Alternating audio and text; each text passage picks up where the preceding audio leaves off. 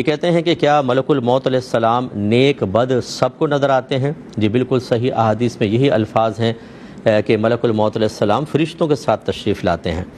اور اگلا جو آپ نے پوچھا تھا کہ سنا ہے کہ ملک الموت علیہ السلام بہت ہی خطرناک شکل میں آتے ہیں جس سے ڈر جاتے ہیں، تو ایسا نہیں ہے، بلکہ ملک الموت علیہ السلام جب کسی نیک کے پاس آتے ہیں تو بہت ہی خوبصورت شکل کے اندر آتے ہیں اور جنتی فرشتے، جنتی نعمتیں آپ کے ساتھ ہوتی ہیں۔ اور جب کافر، منافق یا مشرک کی روح قبض کرنے کے لیے آتے ہیں تو بہت خطرناک صورت اختیار کرتے ہیں اور آپ کے ساتھ جہنم کا عذاب ہوتا ہے اور جہنم کے فرشتے ہوتے ہیں، اور اس کے وہیں سے موت کے وقت سے ہی عذابات کا سلسلہ شروع ہو جاتا ہے۔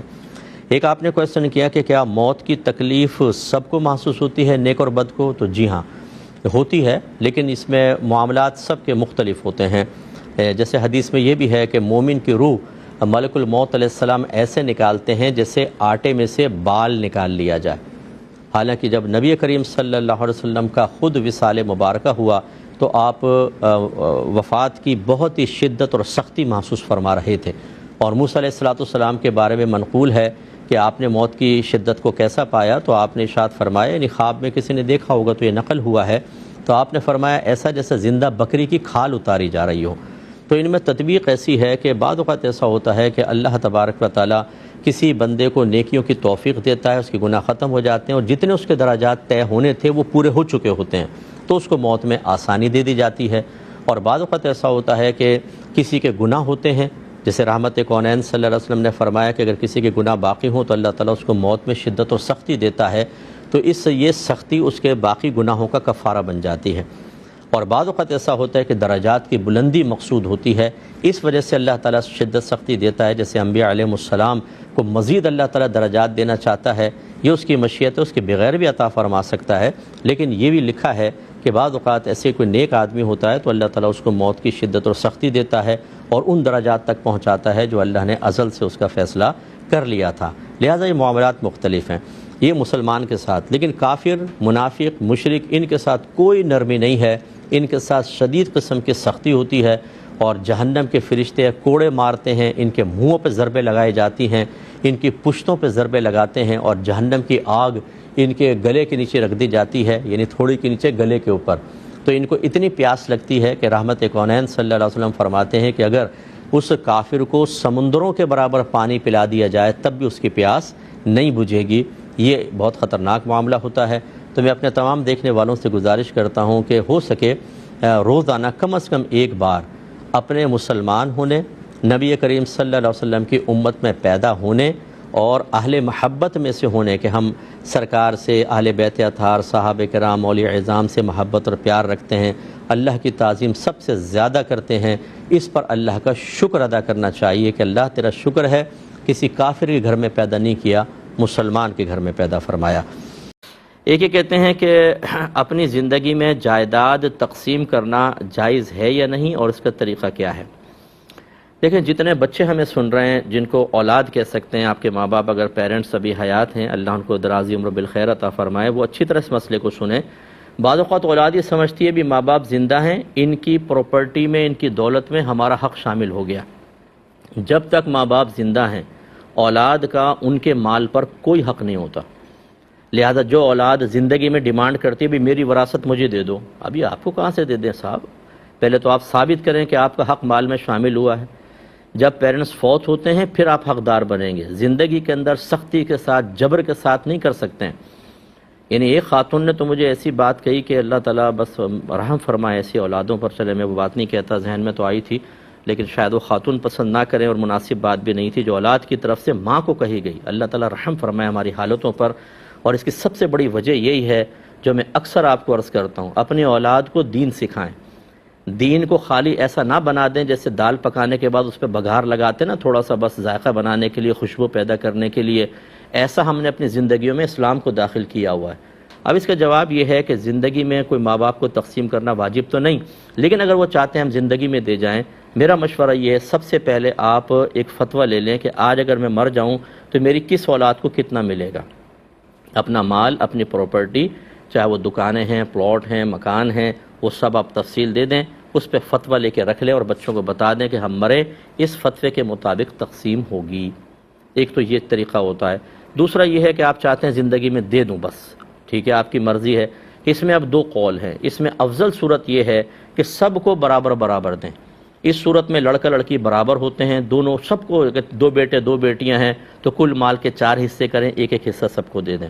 اور جو کم افضل قول ہے جس کو مفضول کہتے ہیں، اس میں اسی طرح تقسیم کریں جیسے وراثت ہوتی ہے کہ 2 حصے لڑکے کے اور 1 حصہ لڑکی کا۔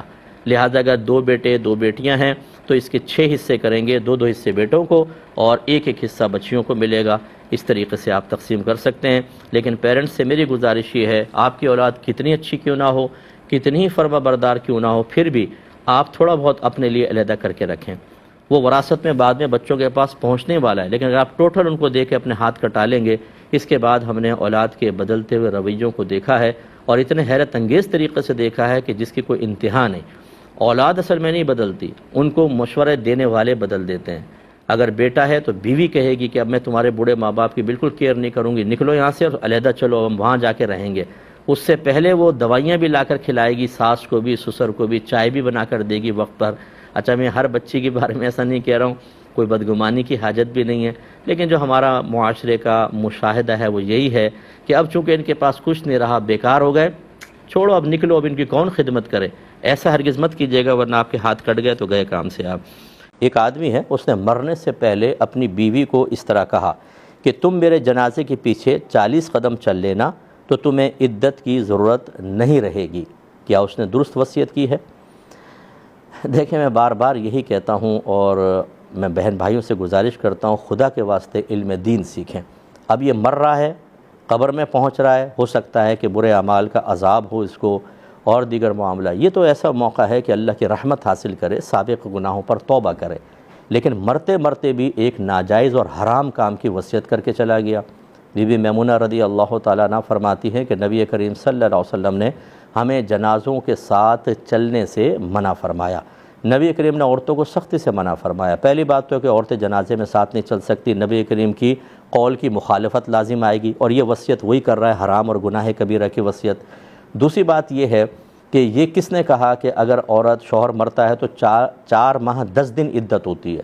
کس نے کہا کہ جنازے کے ساتھ 40 قدم چل لیں گے تو عدت ختم ہو جائے گی؟ ایسا کچھ بھی نہیں ہے۔ جب نہیں ہے اور یہ کہہ رہا ہے تو یاد رکھیں کہ جب کوئی مسئلہ بتاتا ہے نا تو اس کو فتویٰ دینا ہی کہتے ہیں، اور فتویٰ دینے کا مطلب یہ کہنا، یہ دعویٰ کرنا ہے کہ اللہ اور اس کے رسول نے ایسا فرمایا اور یہ فرمایا نہیں، تو پھر گویا کہ اللہ اور اس کے رسول پر جھوٹ منسوب کرنا لازم آتا ہے۔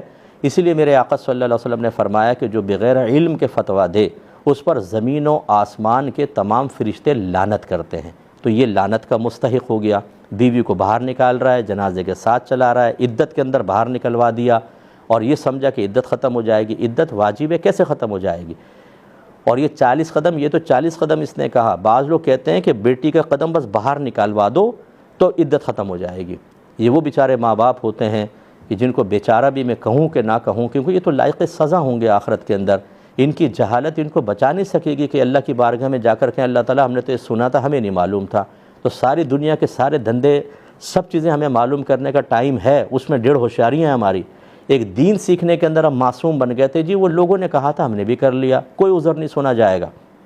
اس قسم کے مسائل کا علم سیکھنا فرض ہوتا ہے اور یہ رسوا ہوں گے میدان محشر میں۔ تو گویا کہ یہ اس نے جو وصیت کی یہ حرام اور گناہ کبیرہ پر مشتمل تھی، اور اگر عورت نے اس پر عمل کیا اس کا گناہ کا وبال کس کے اوپر آئے گا۔ اور آپ اندازہ کریں جو آخری وقت میں اپنی بیوی کو ایسی وصیت کر رہا ہے، اس نے زندگی بھر کیا دین سکھایا ہوگا اپنی بیوی کو اور کیا دین پر چلایا ہوگا۔ خود بھی گناہ کبیرہ کا مرتکب، بیوی بھی گناہ کبیرہ کی مرتکبہ، بچے بھی اپنے ماں باپ کو دیکھ کر دلیر ہو کر شریعت کے خلاف چلتے رہے ہوں گے، سب کا وبال اس کے اوپر۔ اور میری پھر بھی اس کے لیے واقعی اگر کوئی شخص ایسا ہے جو فوت ہو گیا اور ایمان بچا کر لے گیا ہو تو ہم اس کے لیے یہی دعا کریں گے اللہ اس کی بخشش فرما دے۔ وہ نادان تھا، بے وقوف تھا، اس کو معاف فرما دے، لیکن ہو سکتا ہے کہ جیسی مرے عذابات قبر میں مبتلا ہو جائے اور شدید قسم کے، پھر پچھتاتا رہے گا کہ کاش میں کر لیتا، لیکن اب پچھتانے کا کوئی فائدہ نہیں ہوگا۔